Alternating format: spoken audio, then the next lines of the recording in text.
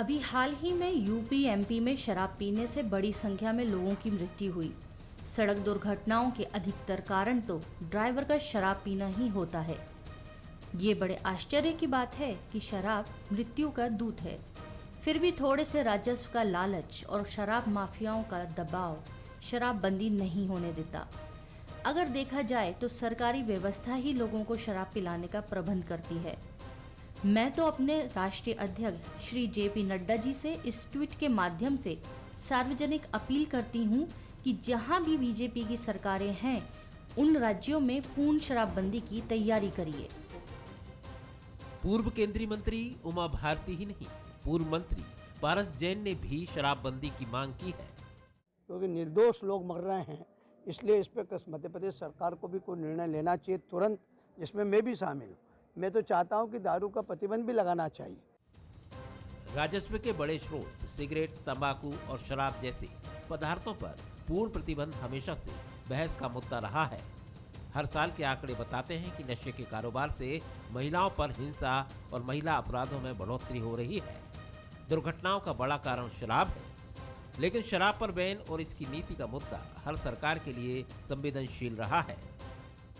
माननीय मुख्यमंत्री जी ने जो कहा है वो सही कहा है कि अभी आबकारी नीति पर विचार विमर्श चल रहा है, मंथन चल रहा है, अभी कोई नीति फाइनल नहीं हुई है। शराब की दुकानें बढ़ाना है या नहीं बढ़ाना है, इस पर अभी विचार नहीं हुआ। हमारे मुख्यमंत्री जी भी धीरे धीरे उनकी घोषणा है कि कोई नई दुकान नहीं खुलेगी, आगे भी इस पे ग्रेजुअली, ताकि प्रदेश भी चलता रहे और हमारे सिद्धांत भी जो है वो अडॉप्ट हो। बहुत लंबे समय की ये विसंगति है। आदर्श व्यवस्था ये है कि ये बंद होना चाहिए। शराब से प्रदेश सरकार को हर साल करीब 10,000 करोड़ की आमदनी है। यही शराबबंदी की राह में हर सरकार के लिए सबसे बड़ा रोड़ा रहा है। पिछली कांग्रेस सरकार में नई शराब नीति बनी थी। शराब की उप दुकान खोलने और होम डिलीवरी का प्रस्ताव भी था। हालांकि ये नीति लागू होती उससे पहले ही सरकार चली गई, लेकिन अब कांग्रेस का नजरिया शराब मसले पर बदल गया है।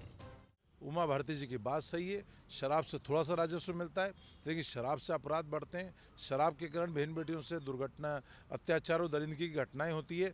वाहन चालक शराब पीकर दुर्घटना करता है, शराब से मौतें होती है। तो शराब पे तो बंदिश होना चाहिए। शराबबंदी भाजपा ने चुनाव के पूर्व वादा किया था, उसे लागू करना चाहिए। उमा भारती की बात का कांग्रेस समर्थन करती है। राजस्व के साथ शराब सियासत का भी बड़ा मुद्दा रहा है। यही वजह है कि इस मसले पर बयानबाजी खूब होती है, लेकिन दोनों ही पार्टी सत्ता में आते ही इस मसले पर निर्णय नहीं ले पाती। हालांकि बीजेपी कठोर निर्णय लेने के लिए जानी जाती है। जैसा बीजेपी ने गुजरात में शराबबंदी का निर्णय लिया था, क्या सीएम शिवराज सिंह चौहान एमपी में भी कठोर कदम उठा पाएंगे? ये बड़ा सवाल है। नमस्कार, मैं हूं शरद द्विवेदी और हमारा आज का मुद्दा है शराब, सत्ता और सियासत। गिलासों में जो डूबे फिर न उबरे जिंदगानी में, गिलासों में जो डूबे फिर न उबरे जिंदगानी में, हजारों बह गए इन बोतलों के बंद पानी में। किसी शायर ने ये बात कही है और अगर आप देखें तो गलत भी नहीं कहा है उन्होंने। शराब के साथ जो सबसे बड़ा एक दुष्प्रभाव है वो है उसकी लत, उसका एडिक्शन। लेकिन यही लत रेवेन्यू का कारण भी है। अब ये दोनों ही चीज़ें बड़ी अजीब हैं। जैसे सिगरेट के डिब्बी पर लिखा होता है वैधानिक चेतावनी, सिगरेट पीना स्वास्थ्य के लिए हानिकारक है। इतने पर भी बात नहीं समझ में आई, बनी नहीं, तो फिर ये हो गया कि फिल्म या टेलीविज़न में जो कोई दृश्य आएगा सिगरेट पीते हुए, वहाँ भी नीचे ये चेतावनी बराबर चलती रहेगी। लेकिन उसके बाद भी ना सिगरेट पीने वाले कम हुए, ना शराब पीने वाले कम हुए। दरअसल ये एक बड़ा डिबेटेबल इशू है, एक बहुत बहस का सब्जेक्ट है। क्या शराबबंदी तमाम समस्याओं का हल है? जिन राज्यों में शराबबंदी लागू है, गुजरात की बात कर लें, बिहार की बात कर लें, और राज्यों की बात कर लें, क्या वहाँ अपराध नहीं होते हैं? क्या वहाँ लोगों का मानस शराब न पीने की वजह से काफ़ी हद तक बदल गया है? आपराधिक घटनाएं थम गई हैं, महिलाओं के साथ उत्पीड़न की घटनाएं समाप्त हो गई हैं। लेकिन अगर आप देखेंगे तो शराब का सीधा रिश्ता अपराध से, महिलाओं के विरुद्ध सड़क दुर्घटनाओं से और अपराध की वारदातों से तो निश्चित तौर पर है। लेकिन सरकार के लिए समस्या ये है कि वो हजारों करोड़ के राजस्व को ठुकरा दे और शराबबंदी की तरफ बढ़ जाए, या फिर थोड़ी सी नज़र नीची करके शराब बिकने दे, लेकिन ये बार बार कहती रहे कि हम इसका प्रचार प्रसार नहीं कर रहे हैं और हम तो बल्कि दुकानें धीरे धीरे कम कर रहे हैं, दुकानें बढ़ नहीं रही हैं। तमाम तरह की बातें हैं, लेकिन ये मसला है बड़ा ज़बरदस्त। क्या राज्य सरकारों को इसके विकल्प के तौर पर कोई और रणनीति नहीं बनानी चाहिए? क्या देश में या दुनिया में कोई ऐसा मॉडल नहीं है कि जहां शराब की बिक्री के लिए कुछ ऐसा मैकेनिज़्म अपनाया जाए कि शराब बिके भी, लेकिन ऐसी जगहों पर ना बिके जहां से हाईवेज़ हैं, गाड़ियां गुजरती हैं, जहां लड़कियों के स्कूल हैं या कॉलेजेस हैं, या जहां रिहायशी बस्तियां हैं?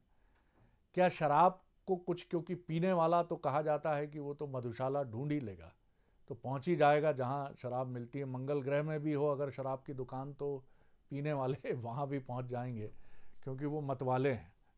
लेकिन कोई मसला समझ नहीं आता। हम भी आज बैठकर इस विषय को शुरू ज़रूर कर रहे हैं, लेकिन अगर आप हमसे भी पूछें कि आपके पास क्या मैकेनिज़्म है इसके लिए, तो मैं भी आपको नहीं सुझा पाऊंगा कि ये कर लीजिए, इससे बिल्कुल ये अचूक और रामबाण उपाय है। चलिए, हमारे मेहमान जो विद्वत जन हैं, विद्वत सभा है, उसके समक्ष इन सवालों को रखेंगे और जानने की कोशिश करेंगे। और मैं चाहूँगा कि राजनीतिक दलों के दायरे से थोड़ा बाहर निकल के एक विचारक की तरह भी अगर चर्चा हो जाए तो कोई हर्ज नहीं है। मिलिए उन मेहमानों से जो हमारे साथ हैं। मेरे साथ हैं पूर्व कैबिनेट मंत्री, कांग्रेस के सीनियर लीडर राकेश सिंह चतुर्वेदी जी, बहुत स्वागत करता हूं उनका। उनके काउंटर पार्ट हैं बीजेपी के सीनियर लीडर, पूर्व विधायक शंकर लाल तिवारी जी, विंध्य की वाणी हैं वो, उनका बहुत स्वागत है। और जगदीश द्विवेदी जी हैं, वरिष्ठ पत्रकार, राजनीतिक विश्लेषक। कुछ उनकी मुद्रा गंभीर हो गई है, कोई विचारक टिप्पणी प्रक्षेपण के लिए बिल्कुल तैयार है। तो मैं शुरुआत जगदीश जी से ही करता हूं। जगदीश जी, बताइए मुझे कि आखिर क्या इस मसले के पीछे आप देखते हैं? क्या सिर्फ सियासत का शगुफा देखते हैं आप कुछ बीजेपी के नेताओं ने, और जिसमें सबसे बड़ा नाम उमा जी का है, और उन्होंने राज्य सरकार की मुश्किल को ये कहते हुए कुछ एड्रेस हल भी किया है कि मैंने तो जेपी नड्डा जी से ही मांग कर दी है कि तमाम बीजेपी शासित राज्यों में शराबबंदी के लिए विचार किया जाए। क्या कहेंगे आप? जी जी शरद जी, एक तो मैं आपकी इस बात से पूरी तरह सहमत हूं कि नशा निश्चित रूप से नाश की जड़ होता है, और नशे के कारण बहुत सारी चीज़ें होती हैं, इसमें भी कोई दो मत नहीं कि अपराध अगर बढ़ रहे हैं। चूँकि मैं इसी विधा का विद्यार्थी रहा हूँ, मेरी पीजी भी क्रिमिनोलॉजी एंड फॉरेंसिक साइंस में रही है जी, कि हम लोगों को पढ़ाया ही जाता था कि जब व्यक्ति अमूमन 80% जो अपराधी होते हैं, आपको मैं बता दूं कि चोरी पे एक मैंने डिजर्टेशन किया था, चोरियों का ये पाया गया है कि 90% चोर चोरियां सिर्फ शराब के नशे में ही कर पाता है, वरना अगर वो शराब ना पिए या उसका नशा उतर जाए तो वो चोरी नहीं कर सकता। बलात्कारों के साथ या एक्सीडेंट्स के साथ भी सेम ये बात लागू होती है, लेकिन ये इसका एक सामाजिक पक्ष है। आपको आर्थिक पक्ष भी देखना पड़ेगा जो सरकारों का है। आपको याद होगा शायद कि सबसे बड़ा सरकार का खजाना तो इसी से भरना है ना, और खजाना इसी से भरना है। सारे के सारे डेवलपमेंट वर्क जो हैं वो इस पैसे से ही होना है। बहुत सारी कल्याणकारी योजनाएं भी शराब के पैसे से निकलनी है। यही वजह रही कि आप देखिए लॉकडाउन में बहुत सारी चीजें नहीं बिकी, लेकिन शराब बिकी मध्य प्रदेश में। आज सारी दुकानें रात में 9:30 और 10 बजे पुलिस बंद करा देती है, शराब की दुकान 11:30 बजे तक खुलती है। राज्य सरकार कहती कुछ भी रहे, लेकिन मंशा तो साफ है ना कि साहब हमें राजस्व चाहिए और हमें इसी पैसे से राजस्व बढ़ा रहे हैं, वरना क्या जरूरी है कि शराब की दुकानें ही 11:30 बजे ऑफिशियल टाइम है और 12 बजे रात तक रोज शराब की दुकानें पूरे मध्य प्रदेश में गुलजार रहती हैं। बियर बार 12 बजे रात तक गुलजार रहते हैं। तो आपको एक बात, आपको जब तक आपके पास दूसरे वैकल्पिक साधन नहीं होंगे तब तक आप शरद जी शराबबंदी नहीं कर सकते। हम बैठ के डिबेट कर सकते हैं, लेकिन क्या हजारों करोड़ का राजस्व सरकार लाएगी कैसे, कहां से आएगा? तो सरकार की मजबूरी है। मैं नहीं मानता कि बीजेपी सरकारें शराबबंदी नहीं चाहती होंगी, लेकिन इससे आने वाला बहुत प्रचुर मात्रा में इससे मिलने वाला राजस्व इसको चालू रखने पे उन्हें मजबूर करता है। शरद जी, मेरा यह मानना है। क्या आप ये भी मानते हैं जगदीश जी कि ये जो मसला उठा है, क्या ये सिर्फ एक किस तरह से आप देखते हैं, जैसे उमा जी ने ये बात उठाई है या बीजेपी के पारस जी ने ये बात उठाई है, सोनी जी ने ये बात शरद उठाई जी, उमा मुझे नहीं कहना चाहिए, उमा जी भी मुख्यमंत्री, ठीक है मैं आपकी बात मान रहा हूँ, उमा जी भी मुख्यमंत्री रह चुकी हैं इस प्रदेश की 7-8 महीने। उसके बाद कांग्रेस के जो नेता वकालत कर रहे हैं, उनकी सरकार प्रदेश में इन 50 सालों में 40 साल से ज्यादा रही है। बीजेपी पिछले 15 साल लगातार और अब फिर 1 साल से सत्ता में है।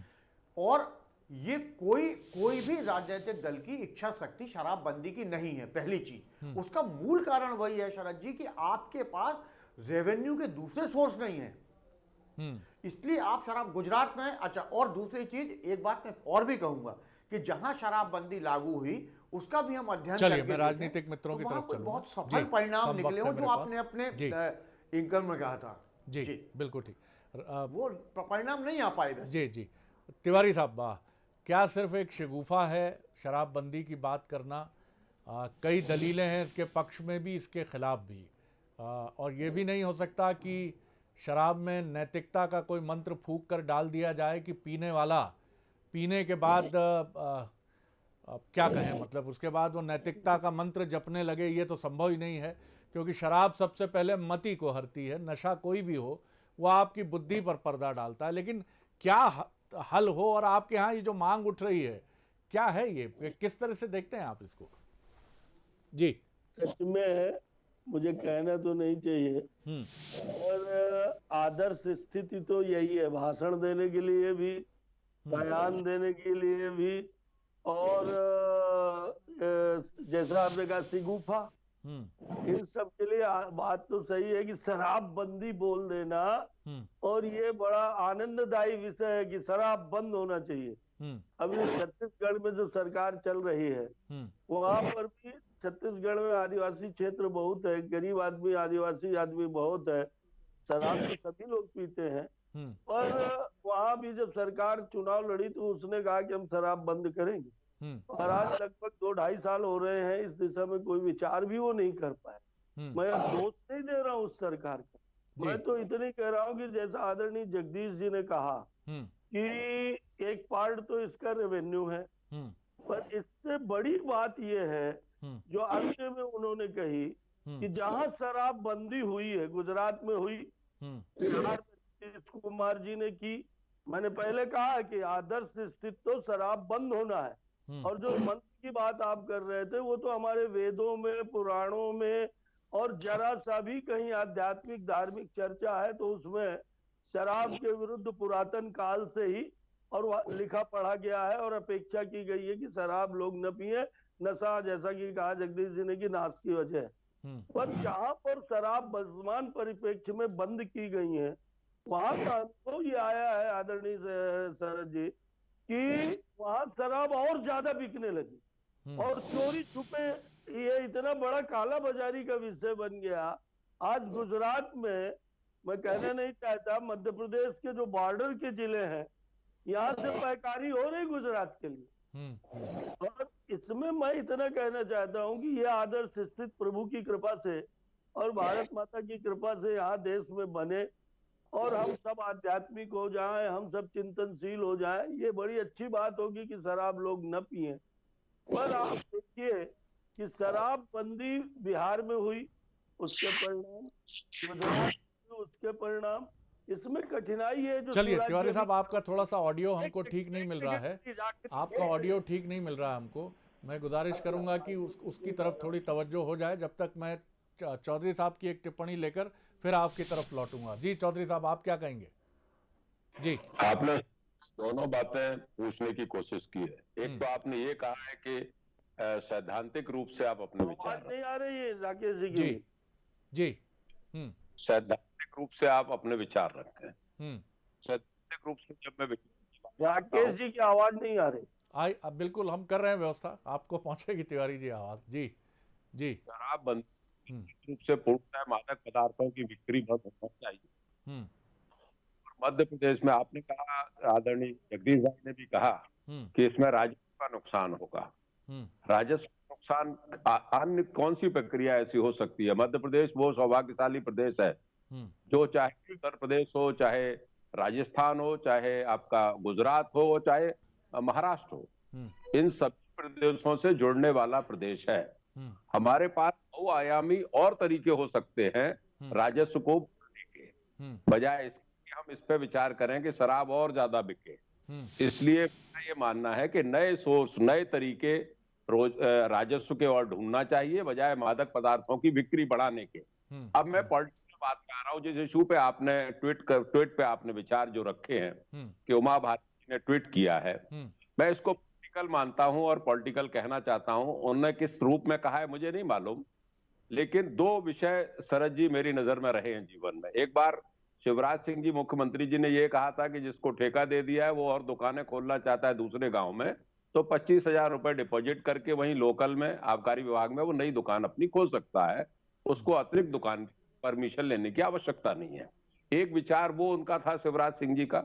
दूसरा विचार आज जो सुन रहा हूं मैं ट्वीट पे आदरणीय उमा भारती जी का, तो मैं समझता हूं इस प्रदेश का सौभाग्य है।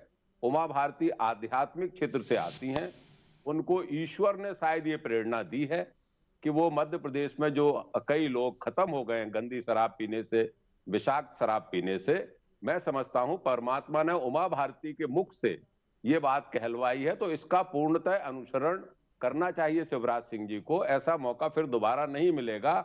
और शिवराज सिंह जी तो बड़े धार्मिक हैं, वो उमा भारती जैसी साध्वी के शायद वचनों को नकारेंगे नहीं और उस पर सकारात्मक निर्णय अवश्य लेंगे।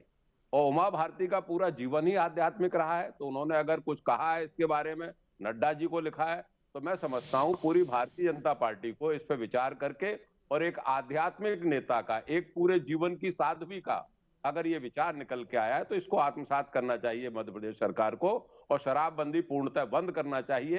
अन्य जो सोर्स हैं, मध्य प्रदेश में कितना रॉ मटेरियल निकल रहा है शरद जी, आपसे बेहतर कोई नहीं जानता है। यहाँ पे जबलपुर का और बुंदेलखंड का जो पत्थर निकल रहा है उसकी सब जगह मांग है। यहाँ का जो सेंट स्टोन निकल रहा है शिवपुरी में, ग्वालियर में, मुरैना में, उसकी सब जगह विदेश में मांग है।